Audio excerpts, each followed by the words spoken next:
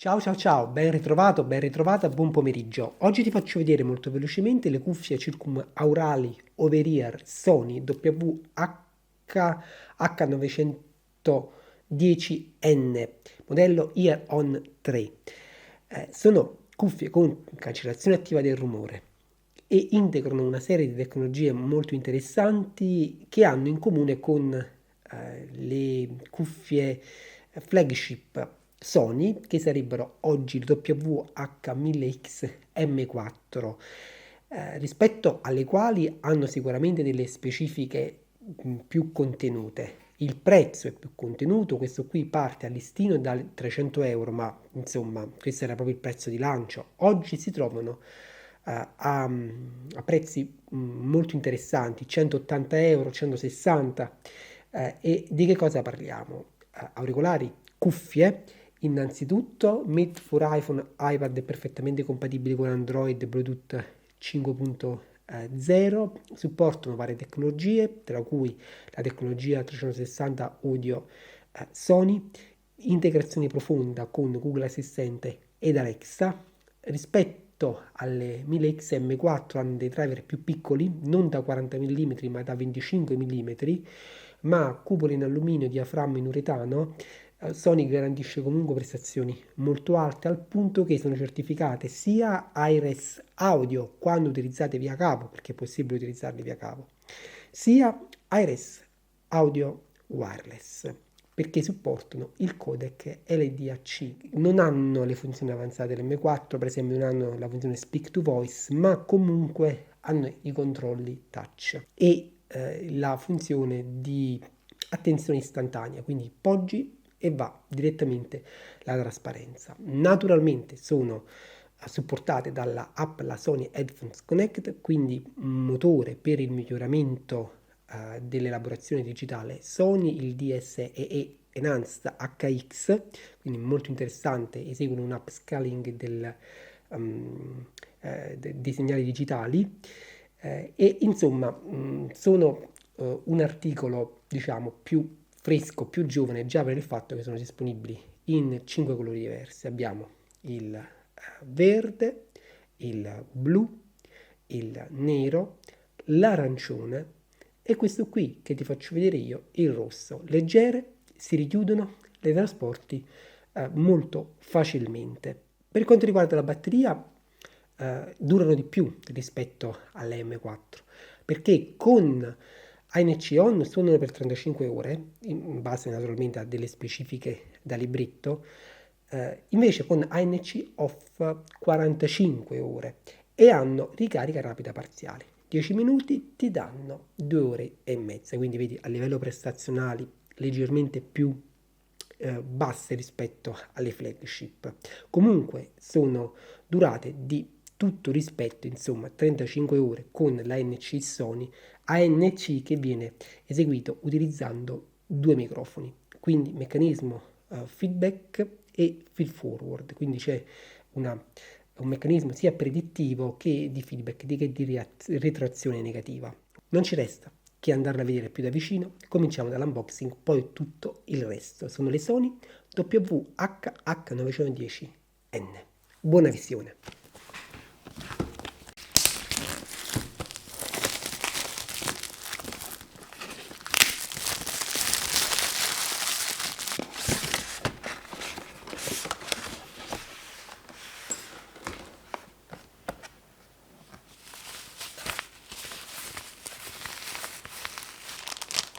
Molto bene, dunque che cosa troviamo in confezione?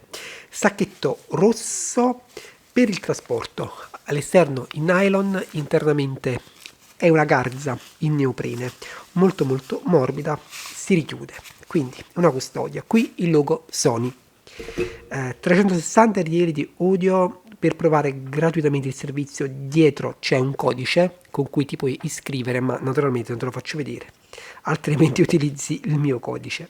E poi un pochettino di manualistica anche in italiano, un ottimo cavo rosso audio AUX da 3.5 mm TRS placcato in oro e qui con connettore angolato Sony, 120 cm, molto bello. Le cuffie, ma queste qui ce le andiamo a vedere meglio da vicino. Ho un cavetto per la ricarica Type-C corto, 20 cm. Vediamo le Ear-On 3 più da vicino. Vediamole da più vicino. Rispetto a M3 e M4 i materiali sono più economici, le plastiche sono assemblate bene, però piccoli dettagli, per esempio qui ho difficoltà a rimuovere i padiglioni, i cuscinetti, mi sembra che non si sostituiscono.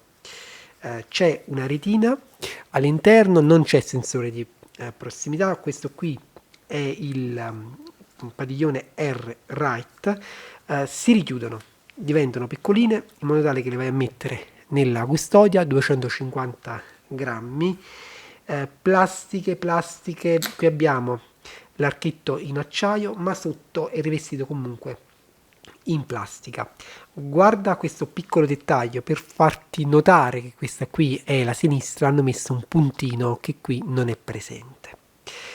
Due tasti fisici sul sinistro, sul destro invece c'è il pannellino touch, ma lo vediamo durante i controlli. Uscita, ingresso cuffie, microfono qui frontalmente, un altro microfono sopra, e lo stesso vale per il destro, ok? Il microfono per le conversazioni è quello che è posto sul sinistro, dove è posto anche, vedi qui, l'NFC per il riconoscimento su Android.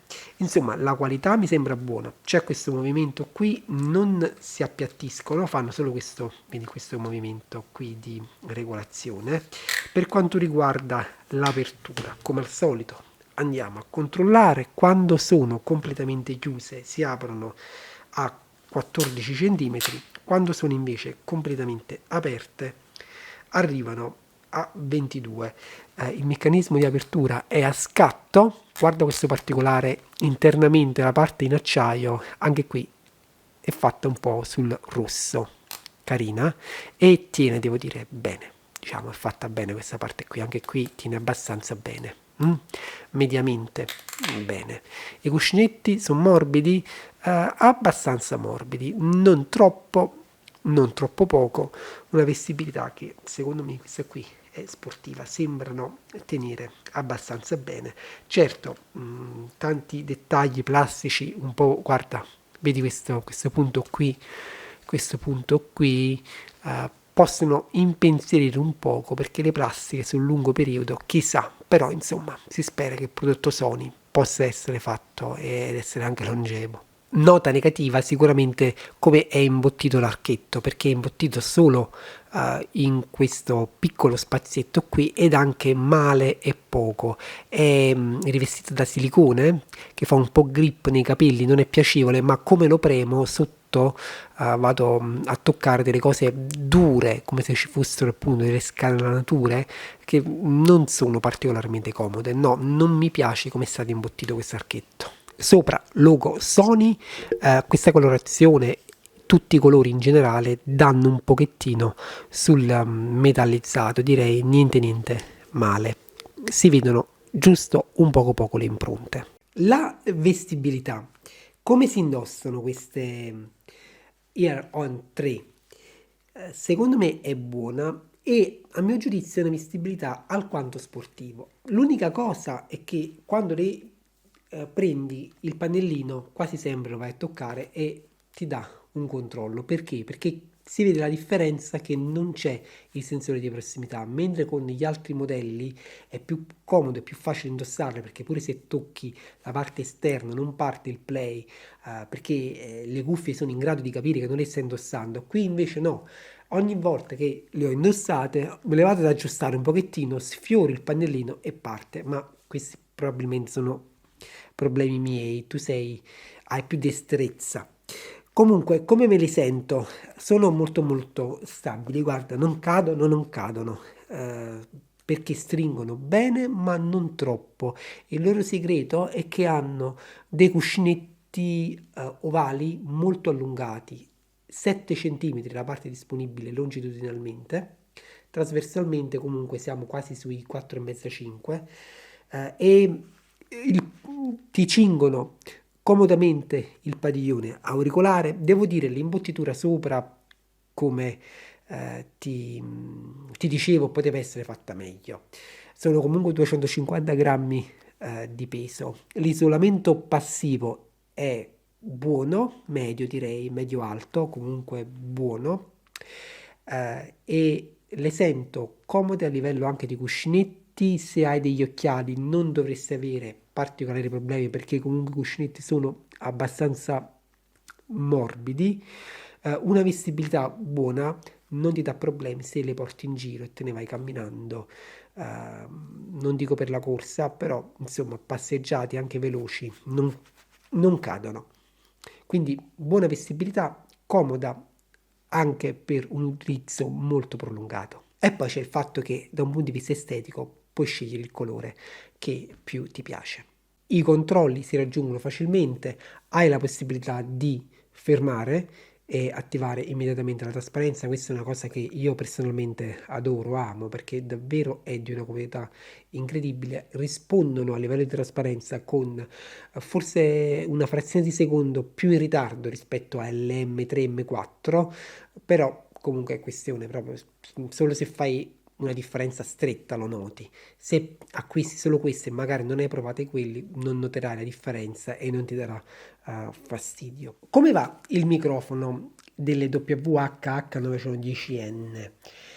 Ho eseguito una serie di registrazioni così come ho fatto con le M3 e le M4. Già le M3 e le M4 non è che erano proprio entusiasmanti a livello di microfono, parliamo sempre di prestazioni diciamo in condizioni più difficili, perché al chiuso, se sei in ufficio o a casa e non ci sono rumori, ti dico già fanno bene. Quindi se il tuo scopo è quello di utilizzarli per smart working, lezioni online, puoi tranquillamente utilizzarle. Però se intendi utilizzarle per andarti in giro e chiamare tanto, ci devi pensare un attimino, perché sentiamo in condizioni di silenzio. Prova di registrazione utilizzando le Sony WH-H910N in condizioni di assoluto silenzio. Dobbiamo fare una petizione alla Sony per semplificare i nomi di queste cuffie. Mi fanno davvero uscire matto. Buona la registrazione, ma voce un po' troppo metallica. Non mi piace, insomma, come l'ha resa. Comunque è chiaro. Vento debole. Prova di registrazione utilizzando le Sony WH-H910N in condizioni di... Insomma, queste scariche che le dà perché non riesce a gestire bene il rumore del vento. E infatti quando il vento è forte, senti... Non ci siamo. Rumore a 85 decibel. Prova di registrazione con le Sony WH-H910N. La correzione, la riduzione del rumore in chiamata c'è, ma è minima.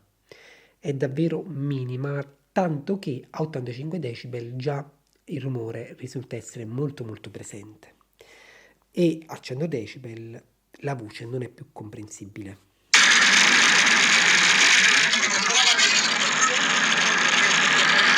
Si è persa completamente. Cosa succede se sei in un bar, in un locale affollato, insomma, o sei in ufficio, c'è tanto chiacchiericcio di fondo? Prova di registrazione con le cuffie Sony WH-H910N in condizioni di chiacchiere di sottofondo a 85 decibel. Sembra che fino a 85 decibel si comportino abbastanza bene.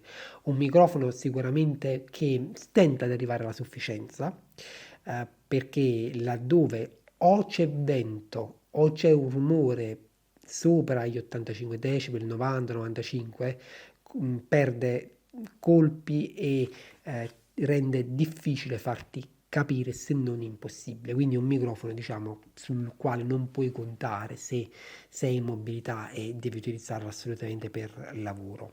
I controlli sono ottimi, configurati allo stesso modo delle sorelle maggiori, quindi destro un pannellino touch grande, funziona bene, non è sensibilissimo come quello dell'M3 M4, è anche leggermente più ridotto di superficie, però devi semplicemente abituarti.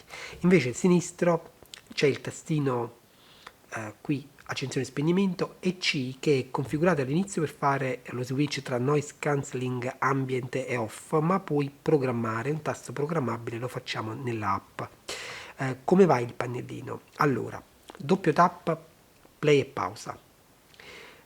Doppio tap, quindi vado in play. Scroll, vado avanti di una traccia.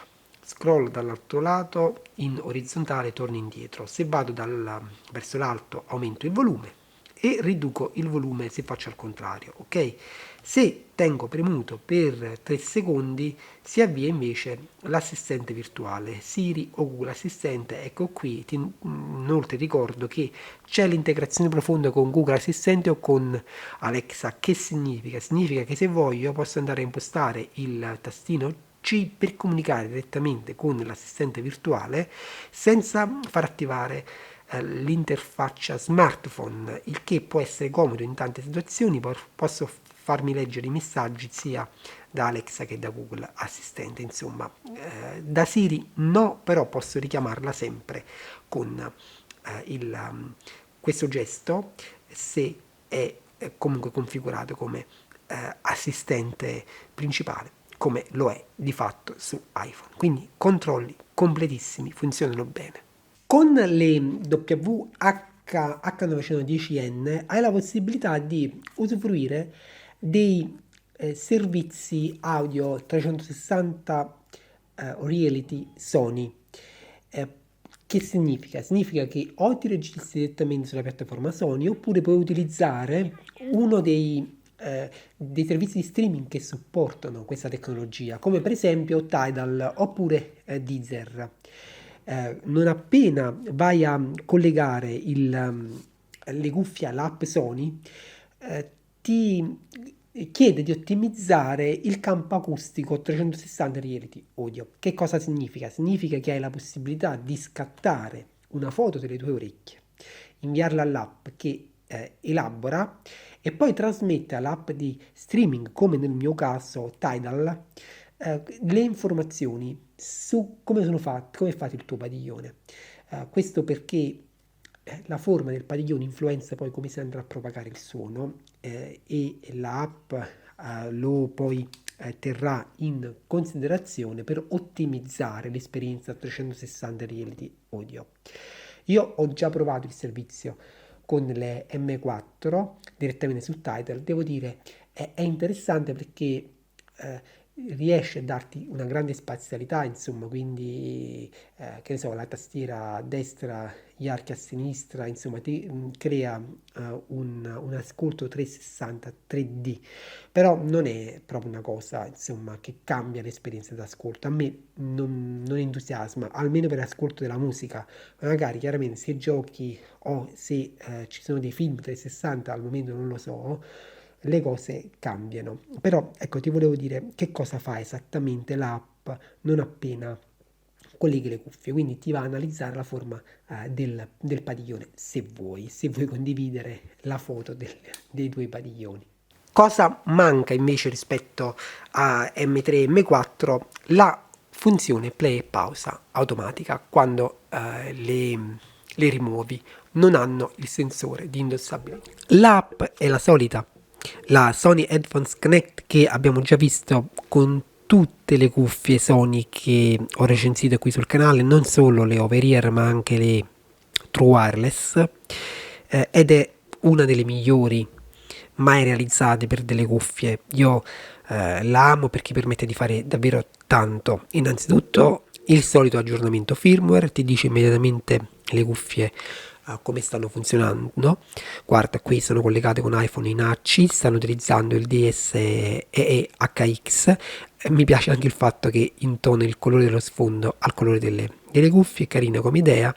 Hai la possibilità qui di avviare tutorial, informazioni, backup e ripristino delle impostazioni, Music Center, e ti vai ad aggiornare naturalmente il firmware. Qui hai la possibilità di andare ad attivare il suono adattativo, andare a rilevare le azioni o disattivarle tramite il GPS del telefono e l'accelerometro. individua se stai fermo e quindi qui puoi andare a personalizzare, se per esempio attivare completamente la cancellazione del rumore, stai camminando, quindi sei nel traffico, vai a regolare la trasparenza su vari livelli, quindi vai dal livello 1 al livello 20 di trasparenza e puoi scegliere di mettere a fuoco la voce, quindi ridurre di più i rumori del traffico, ma se qualcuno ti parla da vicino la voce viene messa in evidenza, la possibilità di impostare lo scenario correre, stai correndo, oppure il trasporto, e puoi andare a personalizzarti come vuoi questi aspetti qui.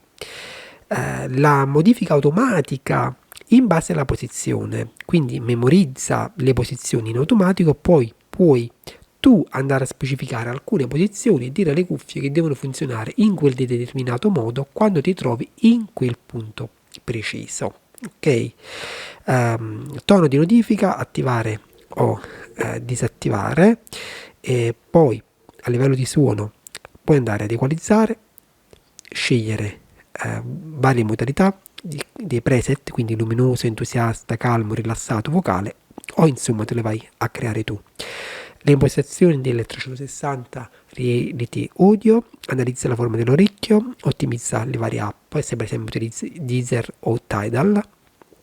Qui puoi andare a impostare, questa è una impostazione che riguarda la connettività, dai priorità alla qualità del suono o priorità alla stabilità della connessione. Con queste cuffie, te lo dico subito, puoi benissimo dare priorità alla qualità del suono perché tengono tranquillamente la stabilità del collegamento. E poi qui sistema, puoi, come ti dicevo, andare a personalizzare il pulsante C, pulsante multifunzione, da controllo volume, puoi andare a mettere assistente Google, Amazon, Alexa, ok, e poi qui puoi scegliere esattamente quante volte, insomma, cosa ti dice, che cosa fa quando lo vai a premere. Cosa altro puoi fare? Decidere qual è il tempo di turn off, cioè quando si spengono le cuffie, si disattivano dopo 5 minuti in attività. Puoi anche disattivare questa funzione, cambiare la lingua della voce guida. Io mi sono tenuto inglese, però c'è anche italiano se vuoi, e download automatico del firmware. Poche altre cosine. Qui in alto la percentuale di stato di carica della batteria, un'app davvero ben fatta, completissima. La cancellazione attiva del rumore, come va? Adesso ti faccio sentire questo test demo e ti invito a mettere le cuffie, ma cosa dobbiamo aspettarci?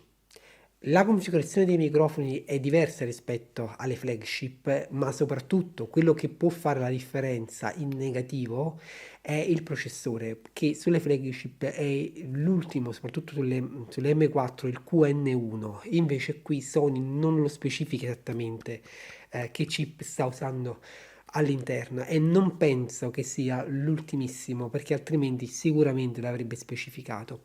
E infatti a livello di prestazioni non siamo, te lo dico subito, sullo stesso livello. Ti faccio sentire e poi qualche ulteriore dettaglio.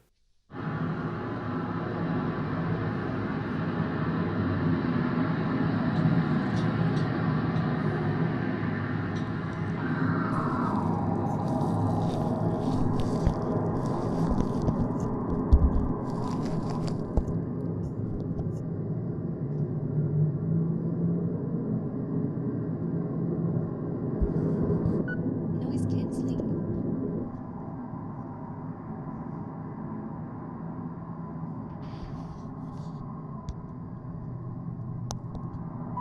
Ambient sound.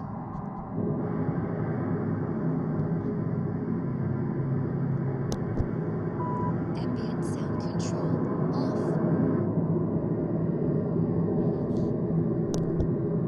Noise cancelling.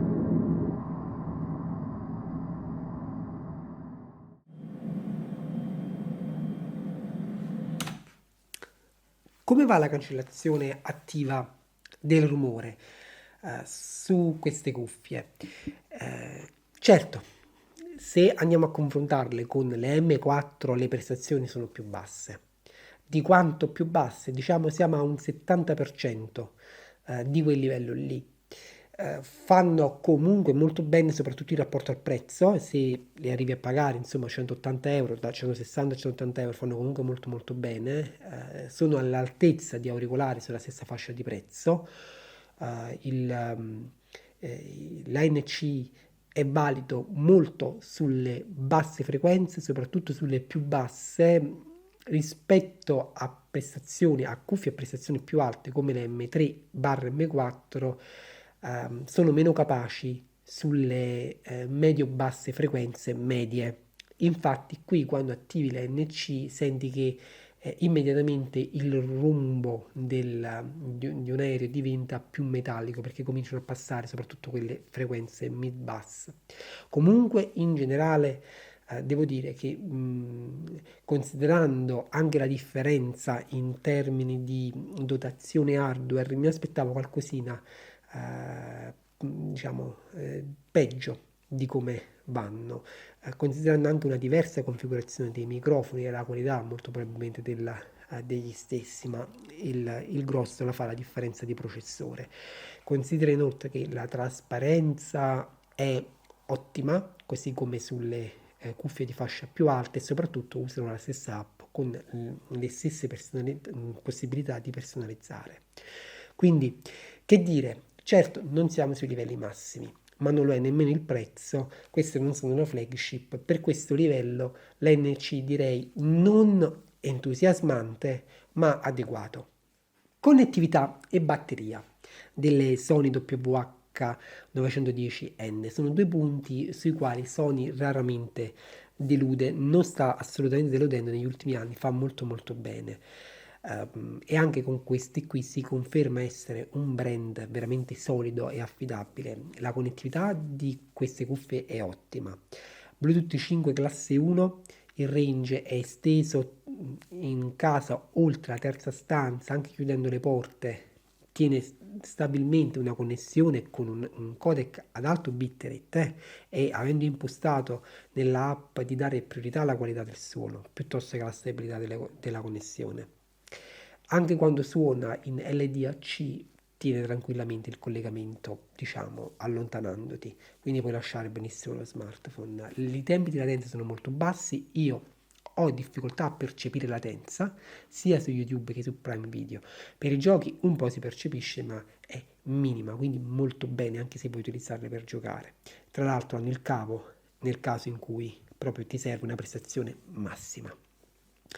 Per quanto riguarda la batteria, fanno meglio delle sorelle maggiori, perché qui ci sono driver più piccoli, c'è un processore meno performante, suonano almeno 5 ore in più. Effettivamente con l'ANC on e l'ANC al massimo superano le 33 ore ed è tanto.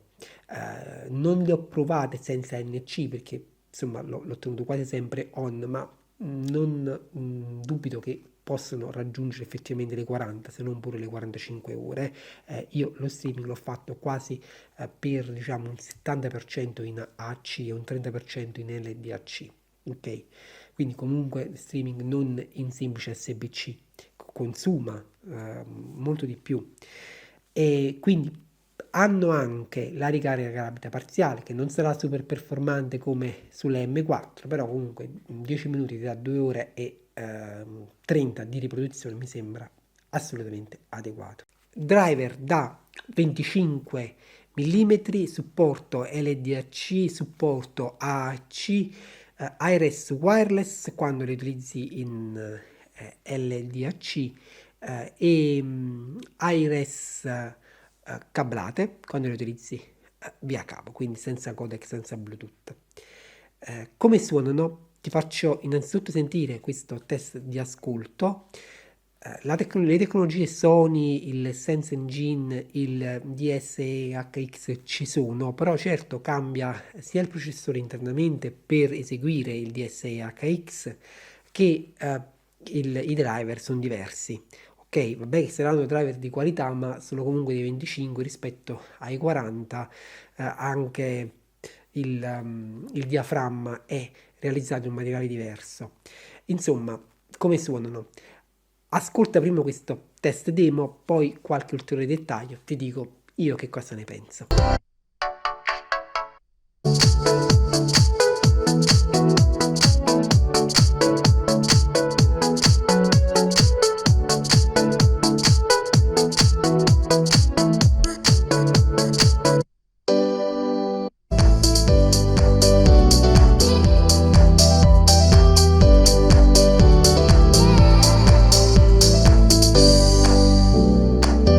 Se la mente avrà ancora sempre un vigore uguale a quello avuto finora, per l'intelligenza degli affari e per lo studio che ha per oggetto la conoscenza delle cose divine ed umane, giacché quando la mente avrà incominciato a vaneggiare, certamente si potrà ancora respirare, nutrirsi, fantasticare, appassionarsi e fare altre cose consimili, ma Attitudini di generazioni patrizi o plebei ci hanno condotto dall'inizio del mondo fino al periodo contemporaneo.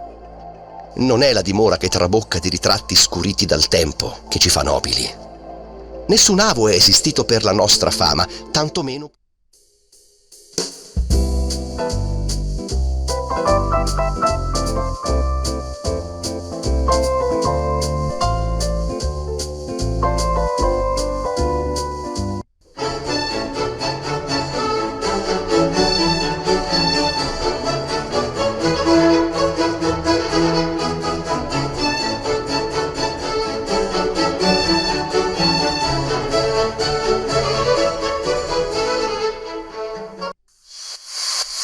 Everybody gets high sometimes, you know. What else can we do when we're feeling low? So take a deep breath and let it go. Dunque, come suonano le WH-H910N? Che cosa ne penso io? Innanzitutto ti voglio mandare in sovrimpressione quella che è la risposta in frequenza dei ragazzi di Artings. E si nota che la risposta in frequenza è di cuffie che tentano di fornirti un profilo assolutamente equilibrato con una leggera enfasi sulle frequenze high-bass, ma vedi i medi si mantengono molto vicini alla curva di riferimento e anche gli alti niente male. C'è una leggera enfasi però su più alti bassi e soprattutto queste frequenze vengono rese con una certa persistenza, il che tende a colorare un po' il suono, tonalità un po' calde, ma quello che esce fuori è comunque, a mio giudizio, per i miei gusti, qualcosa di gradevole. Io preferisco quando c'è forse una migliore separazione, una migliore forse precisione e soprattutto i medi alti sono leggermente più puliti e brillanti di quando non sono qui. Però il sound in generale, indipendentemente dalla risposta in frequenza, da queste misurazioni strumentali che fanno i ragazzi, io lo trovo molto musicale, molto piacevole.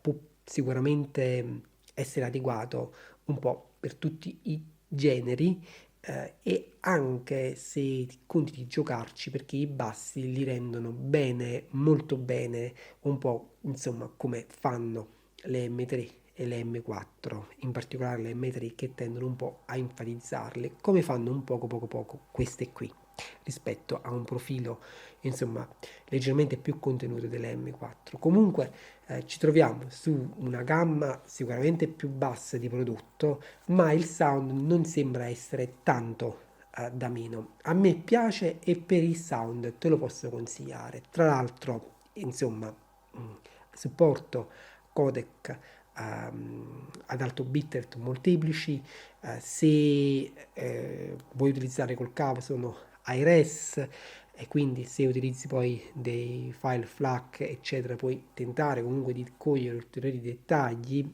Se hai uno smartphone con il supporto LDAC addirittura puoi ambire all'iRes wireless. Conclusioni sulle Sony Iron 3 WH-H910N. Che cosa ne penso? A chi le consiglierei e cosa non mi è piaciuto? Tra le cose che non mi sono piaciute, la prima cosa è il microfono. Sicuramente mi aspettavo qualcosina in più. Ci sono tante plastiche, insomma, forse anche in punti un po' più soggetti a stress, e per esperienza so che proprio in quei punti col tempo possono cedere queste plastiche, però questa è un'incognita, non si sa.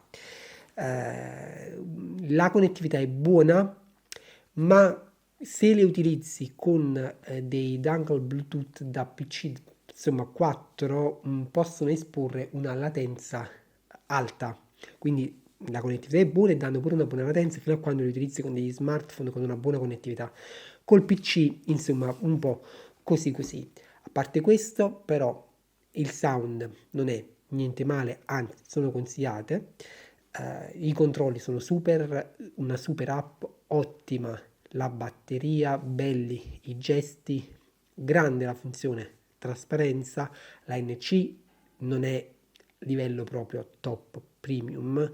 È chiaro che non puoi avvicinarti a queste pensando di avere le stesse prestazioni delle M4, è chiaro, risparmi più di 100 euro, mi sembra evidente, però qui hai la possibilità di avere colori più freschi, più giovani e una vestibilità anche più sportiva, quindi insomma se conti di utilizzarle in movimento sono un po' più piccoline, leggermente più leggere, potrebbero essere una valida alternativa. Anche via cavo puoi continuare a utilizzare la cancellazione attiva del rumore, questa è una cosa ottima perché puoi accenderle, non si collegano in Bluetooth in automatico se c'è il cavo collegato, però la cancellazione attiva la puoi utilizzare e anche la trasparenza, questo può essere qualcosa di versatile, no? In molte condizioni.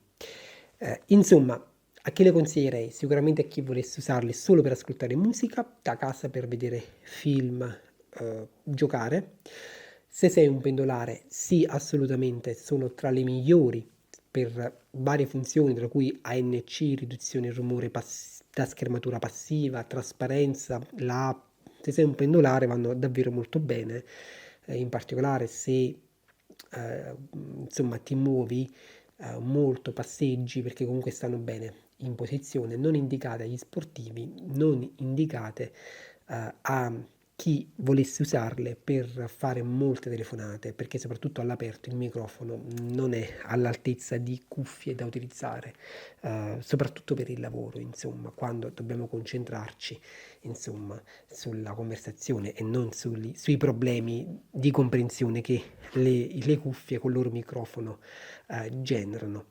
Insomma, le WHH910N non sono niente male, sono un'alternativa a cuffie più costose, si rinuncia a qualcosa, però non è detto poi che quello a cui si rinuncia sia effettivamente per te essenziale. Se hai domande su questo articolo, sei come al solito benvenuto nei commenti, io ti auguro una buona serata, a presto.